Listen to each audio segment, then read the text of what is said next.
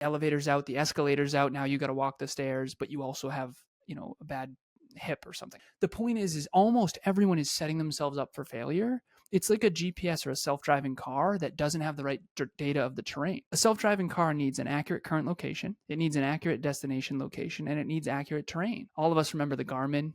Oh, there's a lake there. That's not a parking lot. Whoops. Right? So in life, we all drive into lakes and then blame the world or blame ourselves. And in reality, you just aren't thinking accurately. And this is the engineer in me that just needs truth. My 3 core values are legacy, candor, and rationality. You just think inaccurately. I know people that think they're super humble that are wildly arrogant. I know people that think they're self-aware that aren't at all. I know some people that are super self-aware that think they're not at all. It's this weird paradoxical thing. And so you basically have to, from when you're a young kid, you have to learn how to learn about yourself, others, and the world. And you have to realize that you can't make good decisions unless you're accurate in your thinking about yourself, others, and the world. If you don't know how it works and why it works that way, you're going to drive off a cliff repeatedly and then basically ego up out of insecurity.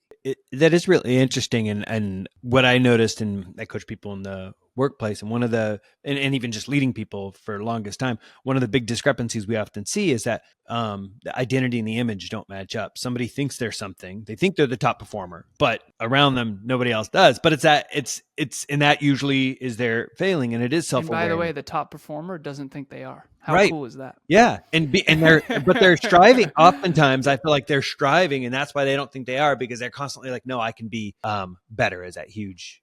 And in the process of getting somebody to be more self-aware, I would assume that sometimes when reality hits, somebody's world just crumbles because it's like, oh shit. How would you build someone back up after breaking them down like that? So that is the question. And that's leadership in a nutshell, by the way, because building people up, I think, is easy. And I tend to do that. That's my natural. I love to build people up. People who already are inflated. So I have these 3 circles. So picture a target, 3 circles. The outer circle is what you want others to believe you are. That's the fake it till you make it. Then the next layer is what you want to believe you are. And then the inner circle is what you really are. So for me, my car accident made those 3 circles the same. I had what's called an ego death. And in other words, what I want others to think about me and what I want to think about me, all gone now.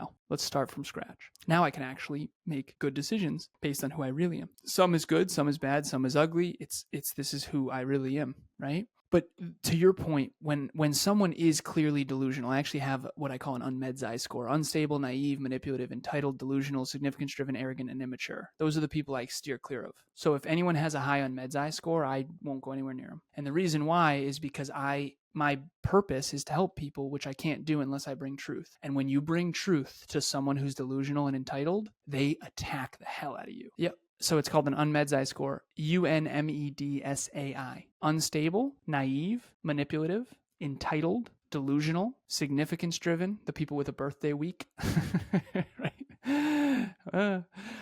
Arrogant, and immature.